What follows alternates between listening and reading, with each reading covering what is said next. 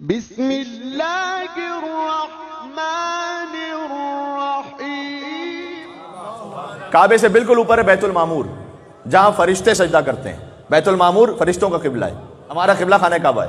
بیت المعمور سے اگر ایک پتھر پھینکا جائے تو ڈائریکٹ گرے گا کعبے پر، اگر ایکسٹرنل کوئی فورس نہ ہو۔ اتنا سیدھ میں جب مولا کائنات کی ولایت کو اللہ نے پیش کیا تھا نا، امام رضا علیہ السلام کی حدیث ہے سید ابن طاؤس میں، کہ حدیث لکھی ہے کہ جب آسمان والوں پر مولا کائنات کی ولایت کو پیش کیا گیا تو فسبقت اہل السماء السابعہ، سب سے پہلے 7ویں آسمان والوں نے مولا کائنات کی ولایت کو قبول کیا تھا آسمان والوں میں۔ فزینھا بالعرش، تو اللہ نے اس پر عرش کو مزین کیا۔ اللہ نے اپنا عرش 7ویں آسمان پر کیوں رکھا ہے؟ اس لیے کہ 7واں آسمان میں 7ویں آسمان والوں نے مولا کائنات کی ولایت کو سب سے پہلے قبول کیا تھا۔ یار ہم اور آپ اپنی بات کرتے ہیں، وہاں اللہ ملائکہ میں جو درجے ہیں وہ علی کی وجہ سے تقسیم کر رہا ہے۔ دیکھیں مجھ سے یہ نہ کہا کریں کہ مولانا صاحب حد سے بڑھا دیا، بلینکٹ سٹیٹمنٹ نہ دیا کریں، بتائیں کہاں حد سے بڑھایا۔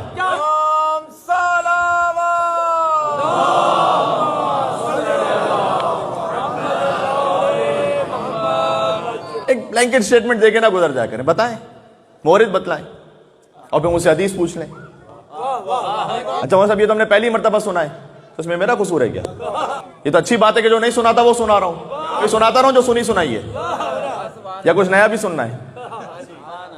تو فزینھا بالعرش، اللہ تعالیٰ نے عرش سے مزین فرمایا، دیکھو عرش سے مزین فرمایا 7ویں آسمان کو۔ اس کے بعد مجھے اس پہ آنا نہیں تھا، یہ پتہ نہیں موضوع ایک آ گیا۔ ثم سبقت اہل السماء الرابعہ، اس کے بعد اللہ تعالیٰ کی مخلوقات میں جو آسمان پر تھی، 4تھے آسمان نے مولا علی کی ولایت کو قبول کیا۔ فزینھا بالبیت المعمور، تو اللہ نے بیت المعمور وہاں بنایا، 5ویں آسمان پہ نہیں بنایا، 6ٹھے آسمان پہ نہیں بنایا، 4تھے آسمان پہ بنایا۔ اور پھر اس کے بعد ثم سبقت اہل السماء الدنیا، اس کے بعد دنیا کے آسمان نے، یعنی پہلا آسمان، اس نے مولا علی کی ولایت کو قبول کیا۔ فزینھا بالکواکب، تو اللہ نے جو ستاروں سے روشن کیا نا، اس وجہ سے روشن کیا آسمان میں۔ یہ امام رضا کا کلام سنا رہا ہوں میں۔ یہاں سے باہر جائیں اور آسمان پہ ستارے دیکھیں نا تو کہیے گا علی ولی اللہ۔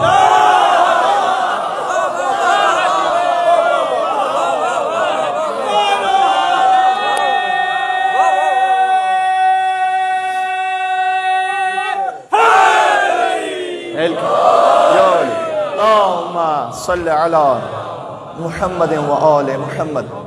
تو فرمایا یہ 4تھا آسمان ہے بیت المعمور، جہاں فرشتے سجدہ کرتے ہیں۔ تو آسمان کا جو قبلہ ہے نا وہ مولا علی کی ولایت کی وجہ سے، جو زمین کا قبلہ ہے وہ مولا علی کی ولادت کی وجہ سے۔